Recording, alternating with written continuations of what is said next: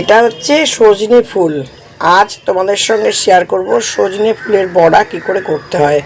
অনেকেই জানো, তো যারা জানো না তারা একবার দেখে নিও। আর আমার ভিডিওটা ভালো লাগলে লাইক শেয়ার অবশ্যই করো।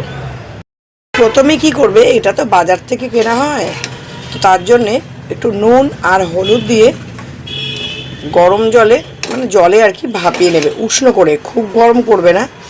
আর দেখবে বেছে নেবে এরকম ধরনের কিছু অন্য গাছের ডাঁটি কিংবা লাল শাকের পাতা, অনেক কিছু চলে আসতে পারে, লাল শাকের ডাঁটি অনেক কিছু চলে আসতে পারে, বাজার থেকে কেনা তো, তাই এগুলোকে একটু ভালো করে বেছে নিতে হবে।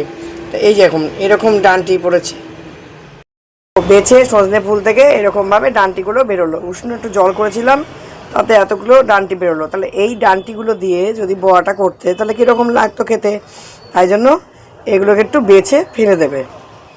এই সজনের ফুলের মধ্যে আমি কি দিয়েছি দেখো, বেসন, গুলে রাখা বেসন দিয়েছি, অল্প একটু জল দিয়ে গুলিয়ে রেখেছি, খুব পাতলা করবো না।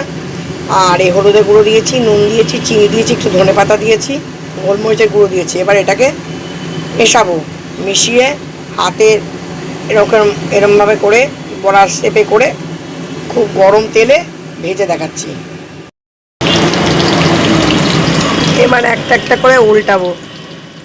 হয়ে গেল সজনে ফুলের বড়া, ক্রাঞ্চি হয়েছে, খেতে বেশ মচমচে হয়েছে। একটু চালের গুঁড়ো দিয়ে দেবে বেসনের সঙ্গে, তাহলে বেশ ক্রাঞ্চি হবে খেতে।